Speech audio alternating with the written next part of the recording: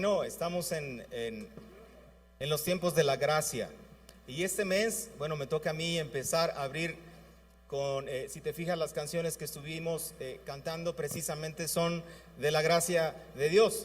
Entonces vamos a hablar un poco, vamos a ejemplificar, vamos a entender cuál es el plan que Dios tiene para cada uno de nosotros. Y obviamente en ese plan viene la gracia. Dice la palabra que su gracia nos alcanzó. ¿A cuántos de los de aquí su gracia nos alcanzó? Amén. Vamos a empezar con Efesios 2:8. Es un versículo muy clave, muy conocido, pero vale la pena mencionarlo. Y dice: porque por gracia sois salvos por medio de la fe, y esto no de nosotros, pues es un don ¿de quién? Es un don de Dios. O sea, este es un asunto, la gracia no es un asunto que dependa de lo que tú hagas. Tu salvación no depende de lo que nosotros pensemos hasta cierta medida, sino que la gracia de Dios se obtiene por medio de la fe. Esto es muy padre, esto es bueno para nosotros, porque recuerdo desde la niñez hasta el día de hoy, no hay un día en el que yo me considero digno de estar delante de la presencia de Dios. No, definitivamente ha sido un plan maquinado, es un paquete que el Señor trae, pero viene de parte de Él. En el contexto de la Escritura, tú vas a poder analizar y vas a poder ver cuando leas que la gracia de Dios siempre ha existido. Nunca, no vino en un determinado momento, sino que siempre ha estado la gracia con cada uno de nosotros. Su favor nos ha alcanzado. Estamos aquí porque Él ha querido, no porque nosotros hayamos querido. Habrá personas que piensen en su mente y digan: es que es porque yo ya entiendo la Escritura, es porque yo me congrego. No te equivoques, hermano, en ninguna manera. ¿Por qué? Porque la gracia de Dios viene por causa de Él. Nosotros creemos en su gracia, creemos en su salvación, pero la gracia exclusivamente pertenece, y su salvación pertenecen a Él. Entonces es un don de Dios. La gracia, quizá en forma práctica la pudiéramos entender o la pudiéramos traerla a nuestra vida como una forma de que nos va a permitir relacionarnos con Dios. Cuando tú hallas gracia delante de una persona, cuando hallaste gracia, varón, con tu chica, hallaste gracia en ella, eso quiere decir que ella te aceptó, te abrió las puertas de su corazón para que tú vinieras a Él. Lo mismo la mujer al varón. Entonces es un asunto de decisión. Repite conmigo: es una decisión. Ahora, en la historia de la Biblia, repito, su gracia siempre ha existido, pero en la historia de la vida, en el transcurso desde que Adán y Eva pecaron, fueron destituidos de la gloria de Dios. Ciertamente el Señor ha traído un proceso constante en la vida, en la vida de cada uno de nosotros, en la historia de la humanidad, y ha hecho muchos pactos. De hecho, ahora mismo, después de Jesucristo, vivimos en el pacto de la gracia. Pero antes de esos pactos hubo otros pactos más. Algunos los hizo el Señor con personas específicas, algunos los hizo con la nación de Israel, pero algunos otros nos involucraban a ti y a mí. Como por ejemplo el pacto en el Edén, fue el primer pacto que el Señor hizo. Lo vas a poder leer en Génesis, en los primeros capítulos. Le dio la mayordomía a Adán y Eva sobre todo lo que había creado. Después viene un segundo pacto que lo hizo con Adán y Eva. En Génesis 3:15 dice: y pondré enemistad entre ti y la mujer, y entre tu simiente y la simiente suya. Esta te herirá en la cabeza, y tú le herirás en el calcañar. Este pacto es muy simbólico, muy significativo, porque es exactamente en el momento cuando Adán y Eva pecaron. Viene Dios y le pide cuentas al hombre. El hombre le echa la culpa a la mujer, y la mujer le echa la culpa a la serpiente. El chiste es que Dios hace un pacto con nosotros, y lo que está diciendo este versículo de Génesis 3:15 es que vendrá un día en que de la simiente de la mujer vendrá Jesucristo. ¿Alguien dice amén? Ese pacto es muy importante porque los judíos pasaron milenios, literalmente, milenios esperando la venida del Mesías. Algunos el día de hoy siguen esperando a su Mesías, pero tú y yo tenemos a nuestro Mesías que se llama Jesucristo. Después hay otros pactos más. Hizo un pacto con Noé en el diluvio. El Señor destruyó toda carne porque se había corrompido. Es cierto, lo destruyó. Y apartó por amor a ti y amor a mí, apartó a la familia de Noé y toda su casa la apartó. Y de ahí empezó otra vez la humanidad a esparcirse por la tierra. Después viene otro pacto que es muy importante. En Génesis 12:3 hizo un pacto con Abraham. Bueno, primero con Abraham, sin el am, sin el am. Al final hizo un pacto con él y le dijo que en él serían benditas todas las naciones de la tierra. Entonces ese es un pacto que nos involucra a ti y a mí. En él vendría la nación de Israel y de la nación de Israel nacería el Mesías, que es Jesucristo. Después viene otro pacto con Moisés y luego viene un sexto pacto con David, que le dijo: ¿sabes qué? De ti va a venir el Mesías, de tus generaciones no te va a faltar generación hasta que venga el Salvador. Y ya al último, en los últimos profetas menores y mayores, el Señor ya empieza, se acercan los tiempos de que Jesucristo venga y se manifieste a cada uno de nosotros y traiga salvación a nosotros. Entonces empieza a hablar un poco más el Señor sobre este pacto que va a hacer con toda la humanidad. En el entendido de que el Señor siempre ha tenido gracia, pero para que la gracia de Dios viniera a cada uno de nosotros, había que pagar un precio. Había que pagar un precio. Tú y yo pecamos desde criaturas, nuestros padres pecaron. Entonces, para que la gracia de Dios viniera a cada uno de nosotros, era necesario que tú y yo pagáramos el precio. Era imposible porque no hay justo, ni siquiera uno, dice la Biblia, ¿es correcto? No hay justo, no hay alguien que haga el bien, que busque el bien, sino solamente por eso profetizó Jehová en aquel tiempo, en Génesis 3:15, que nos daría uno que nos iba a salvar. En ese sentido, Jeremías dice, profetiza en 31, del 31 al 35, dice: he aquí vienen días, dice Jehová. ¿Quién dice? En los cuales haré un nuevo pacto con la casa de Israel y la casa de Judá. Y luego en el 34 dice: y no enseñará más ninguno a su prójimo, ni ninguno a su hermano, diciendo: conoce a Jehová, porque todos me conocerán, desde el más pequeño de ellos hasta el más grande, dice Jehová.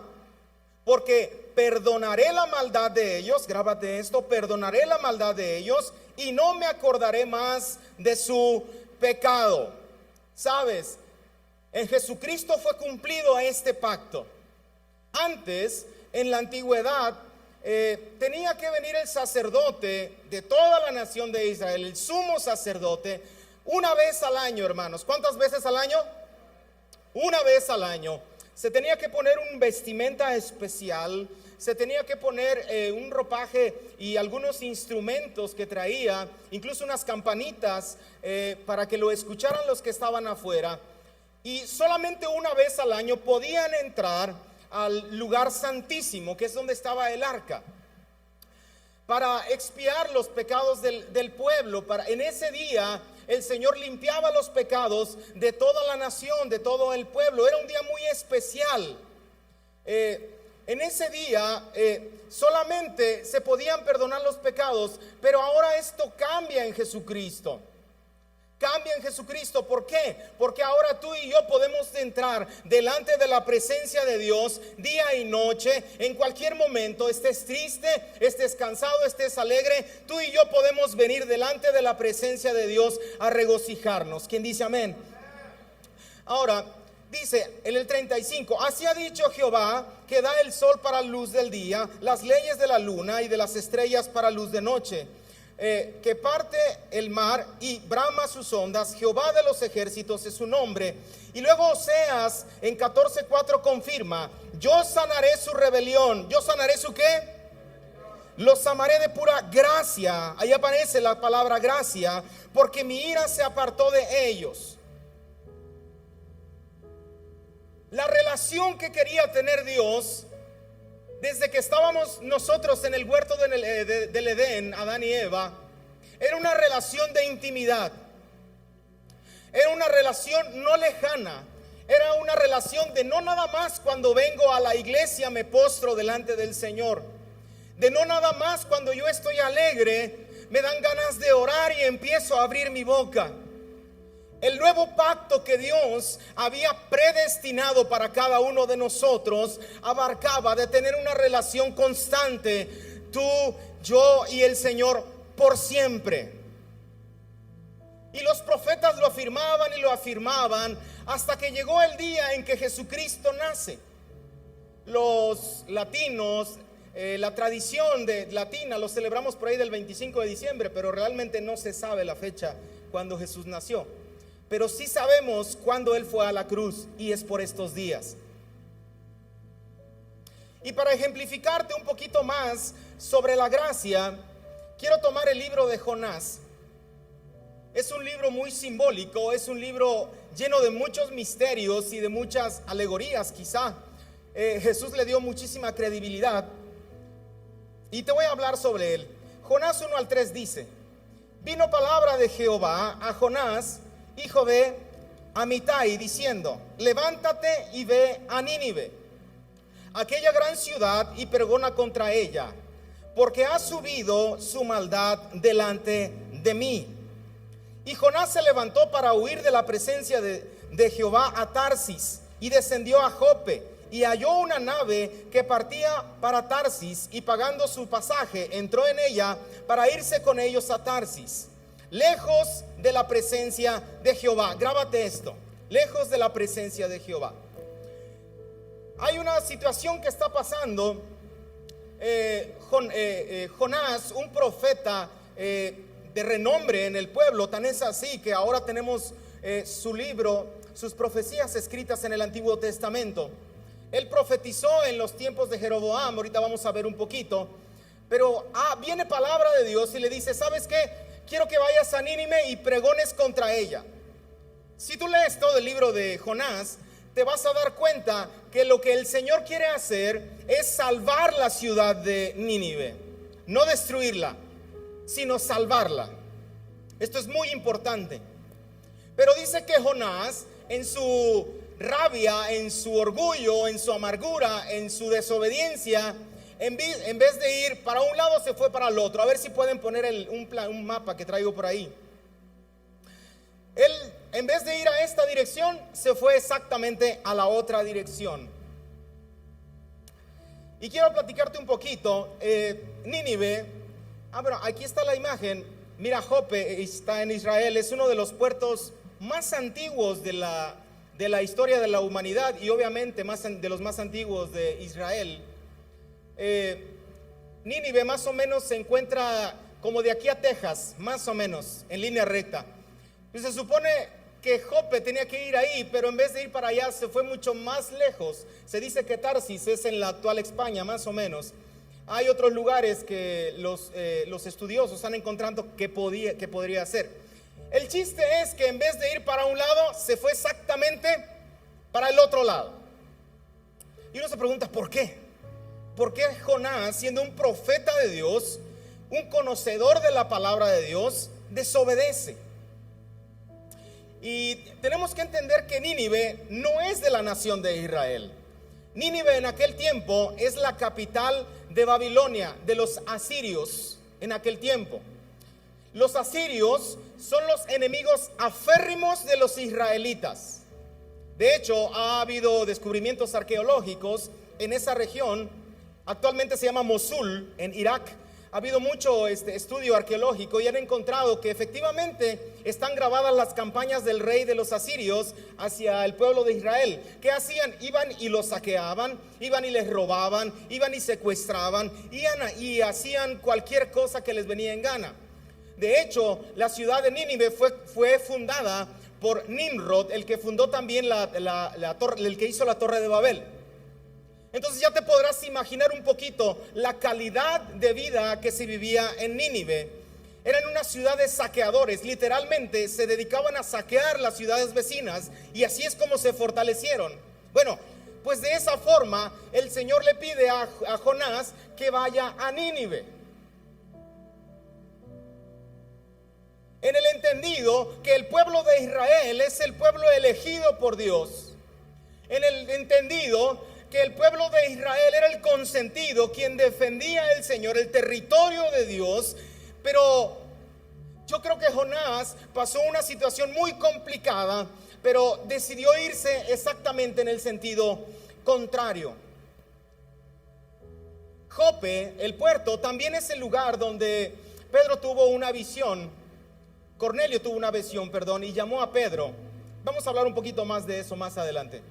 Y te voy a seguir ejemplificando. Tú tienes que entender una cosa: tú fuiste llamado para bendición para todos los que están a tu alrededor.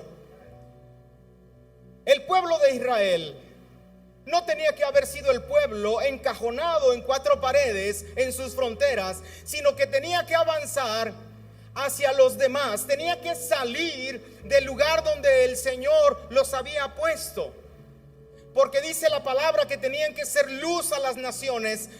A Abraham se lo dijo en el pacto que mencionamos. Le dijo: ¿sabes qué? En ti van a ser benditas todas las naciones de la tierra. Eso nos involucra a todos. Pero el corazón de Jonás se endureció y decidió no ir. Y en el versículo 8 del capítulo 1 de Jonás dice: entonces le dijeron ellos: decláranos ahora por qué nos ha venido este mal. ¿Qué oficio tienes y de dónde vienes? ¿Cuál es tu tierra y de cuál pueblo eres? Verso 9: y Jonás le respondió: soy hebreo y temo a Jehová, Dios de los cielos, que hizo el mar y la tierra. Y aquellos hombres temieron sobremanera y le dijeron: ¿por qué has hecho esto?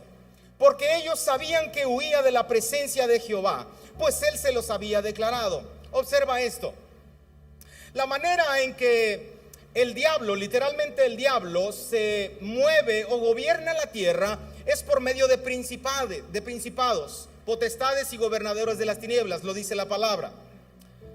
Los demonios, los principados, son territoriales. En la antigüedad se tenía mucha reverencia a la idolatría, ahora también. Pero era muy sabido de que si tú ibas a la región de Asiria, existían ciertos dioses. Si tú ibas a la región de los griegos, tenían un dios o dioses en específico. Si tú ibas a la nación de Israel, todos los que estaban alrededor sabían que ahí gobernaba Jehová de los ejércitos. Entonces ellos así se movían. Por eso le preguntaron: hey, ¿de dónde tú eres? Y él le responde: soy hebreo y temo a Jehová.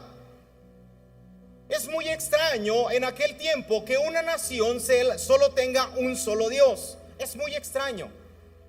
Pero Jonás les da a entender esto, y los de la barca empiezan a tener temor. ¿Por qué has hecho esto, Jonás? Porque les dijo: ¿sabes qué? Vengo huyendo de la presencia de Dios. Vengo huyendo literalmente. Entonces ellos empezaron a hacer esfuerzos en la barca para tratar de calmar la tormenta, porque el mar se había embravecido en demasía, y ellos empezaron a trabajar, pero nada resultaba. Y en el verso 11 le dicen: y dijeron: ¿qué haremos contigo para que el mar se nos aquiete? Porque el mar se iba embraveciendo más y más. Él respondió: tómenme y échenme al mar, y el mar se os aquietará, porque yo sé que por mi causa ha venido esta gran tempestad sobre vosotros. Verso 13: y aquellos hombres trabajaron aún para hacer volver la nave, mas no pudieron, porque el mar se iba embraveciendo más y más contra ellos. 14: entonces clamaron a Jehová. ¿A quién clamaron? A Jehová, y dijeron: te rogamos ahora, Jehová, que no perezcamos nosotros por la vida de este hombre, ni pongas sobre nosotros la sangre inocente, porque tú, Jehová, has hecho como has querido. Observa la actitud, hermano. Observa la actitud de gente incrédula, de gente que adora y se postra a otros dioses. Y observa la actitud de Jonás, que está obstinado en seguir huyendo de la presencia de Dios.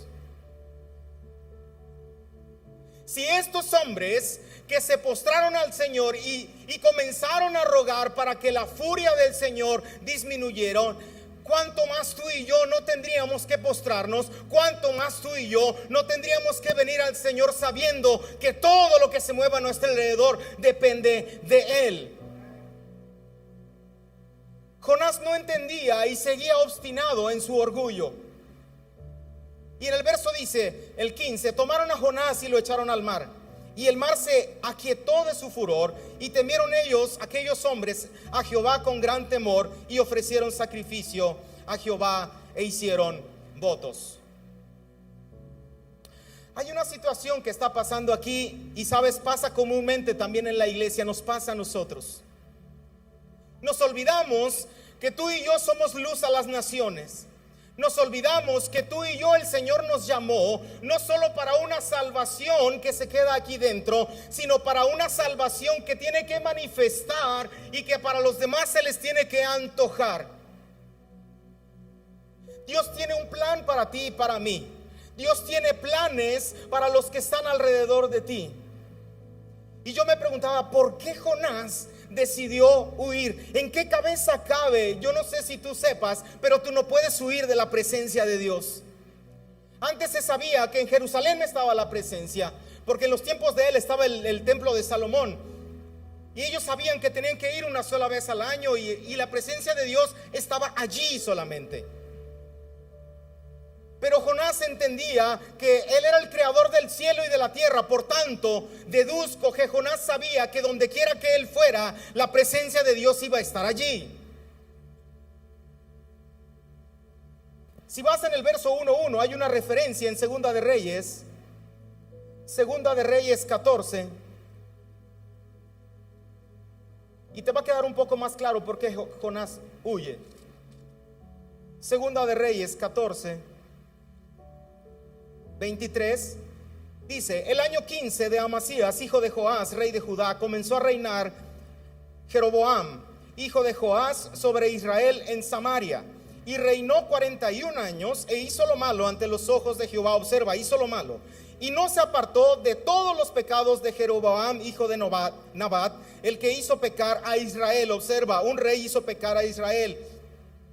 Él restauró los límites de Israel desde la entrada de Hamat hasta el mar del Arabá, conforme a la palabra de Jehová Dios de Israel, la cual él había hablado, observa allí, la cual él había hablado por su siervo Jonás, hijo de Amitai, profeta, que fue de Gat-Efer.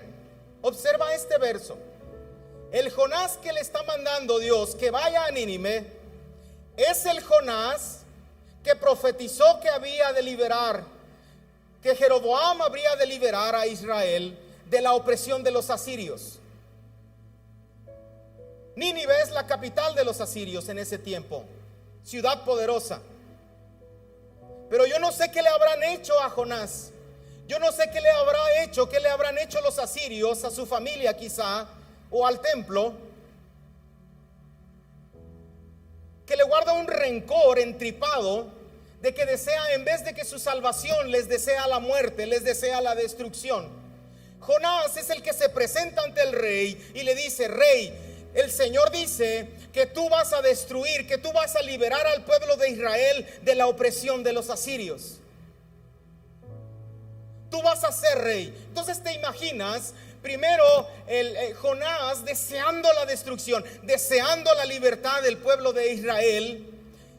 Y ahora le dice el Señor: aquellos que te oprimían, ahora vas a tener que ir a salvarlos. No sé si te puedas imaginar, pero esto es algo como si, voy a decir algo fuerte, pero esto quizá es algo como si te secuestraran a tus hijos. Esto es algo como si los extorsionadores, los secuestradores vinieran ante ti y te saquearan todo tu dinero, te quitaran a tus hijos, te quitaran quizá a tu esposa, a lo que más amas. Bueno, así era la nación de los asirios, así eran los de Nínive. Pero el Señor decide en determinado momento que si bien ellos los oprimieron durante un tiempo, ahora viene el tiempo de la salvación de los asirios.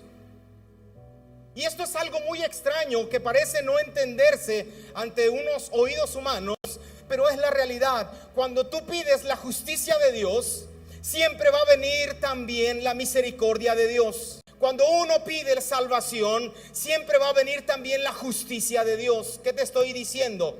Si a mí me secuestraran a mi hija, a una de mis hijas, si a mí vinieran y me quitaran, yo pediría justicia. Señor, ten misericordia, Padre. Señor, que los extorsionadores sean destruidos. Señor, esto, Señor, lo otro.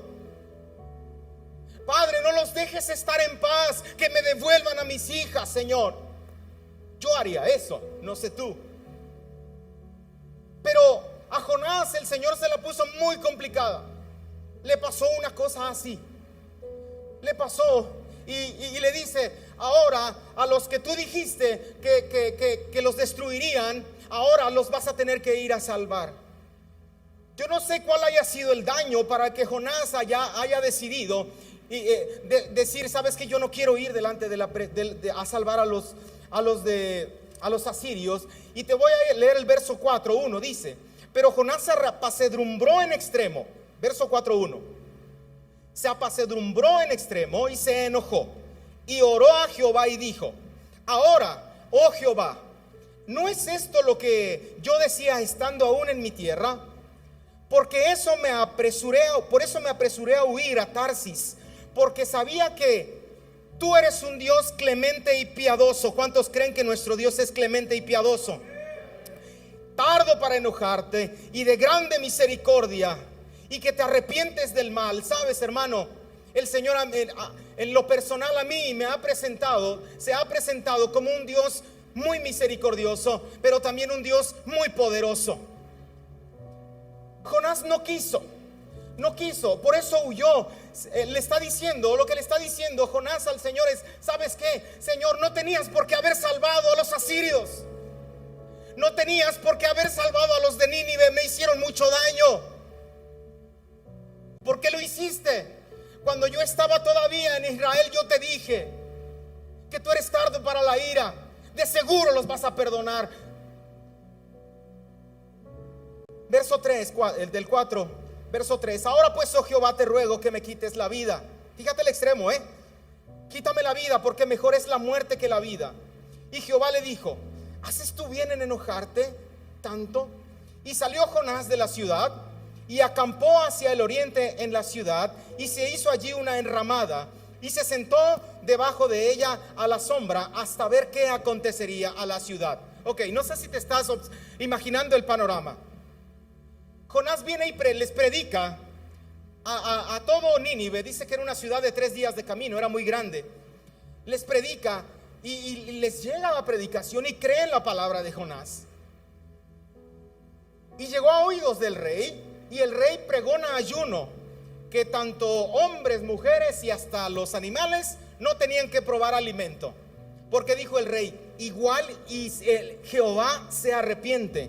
Y mira en el verso 3:8 dice: sino cúbrase de cilicio hombres y animales, y clamen al Dios fuerte, y conviértase cada uno de su mal camino, de la rapiña que hay en sus manos. Concuerda con los historiadores. Ellos se dedicaban a la rapiña, se dedicaban a saquear. Ellos se arrepienten, volviendo a la historia, se arrepienten, y no le gusta a Jonás. Yo creo que se sentó, se llevó sus palomitas y su refresco de cola y se sentó. Yo no creo que se haya sentado para ver la salvación de Jehová. Yo creo que Jonás se sentó en algún lugar alto para ver cómo el Señor destruía a la nación, a la ciudad de Nínive completamente. Pero tenemos que entender una cosa, tú y yo, hermano. Nosotros hemos nacido para salvación de los que están a nuestro alrededor. ¿Alguien dice amén? Nosotros hemos nacido no solo para salvación de nuestro propio beneficio solamente. Hay aquí personas que quizá, hay gente que les hicieron daño. Hay personas que quizá sus padres lo maltrataron, o su marido los trata a golpes. Y a lo mejor tú has clamado demasiado para que el Señor destruye a los que te están haciendo mal. Es un sentimiento común. A mí también me pasa. Pero te digo una cosa, hermano, la salvación de Dios es para malos y para más malos. La salvación de Dios ha venido para toda la nación, para todo el mundo. La salvación de Jehová viene para todo aquel que cree. Por tanto, cuando tú pides justicia, porque yo he pedido justicia por los que quieren mi mal, yo le digo: Señor, ten misericordia y no dejes que me toquen. Cuando tú pides justicia, tienes que saber siempre que la misericordia de Dios también va a venir. Yo creo que Jonás ha de haber dicho: Señor, haznos justicia, Padre, haznos justicia. Nos están haciendo daño, se están llevando a nuestras mujeres. Pero también vino su justicia, sí, pero también vino su salvación.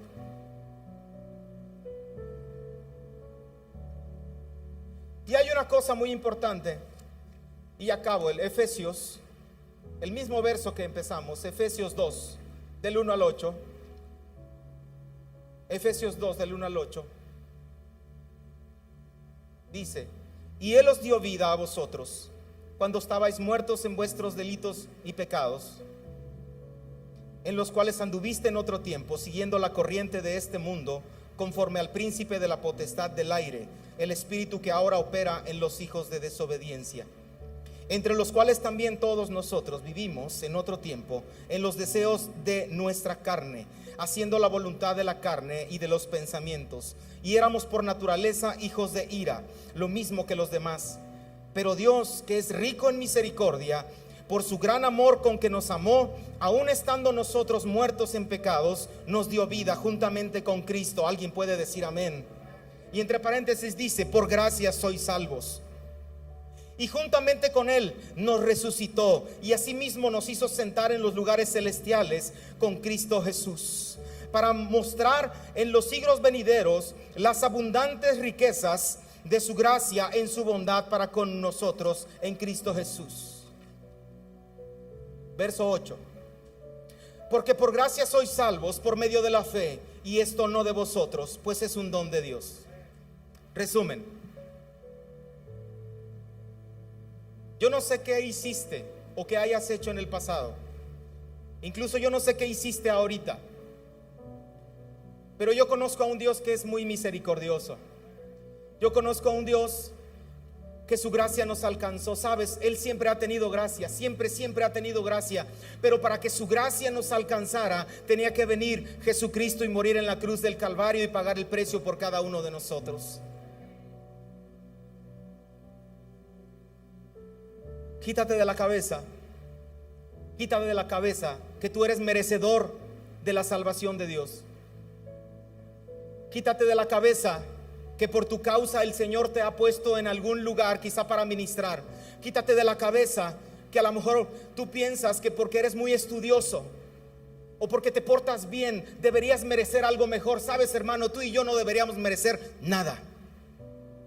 Pero por la gracia de Dios, porque Él quiso alcanzarnos, ahora es que tenemos vida en Cristo Jesús. Porque por la gracia de Dios, ahora estamos sentados juntamente con Él en los lugares celestes. Por la gracia de Dios. Así es que si tienes un problema muy grave, hermano, lo menos que tienes que hacer es decir: ya no quiero saber nada de Dios. ¿Sabes por qué? Porque la salvación es de Él, no tuya. Todo el contexto de la escritura, incluso Jonás, que me faltó un poco de decir de eso, pero en el verso 9 del capítulo 2 dice: mas yo con voz de alabanza te ofreceré sacrificio, pagaré lo que prometí. Las salvaciones de Jehová. ¿Las salvaciones de quién? Las salvaciones de Jehová, las salvaciones de Él. Por eso tú no puedes perder la salvación, hermano, porque ni siquiera te la ganaste. La salvación es de Jehová. Si Él te dio salvación, nunca jamás la vas a perder. Vas a estar por la eternidad con Cristo Jesús. Alguien puede decir amén.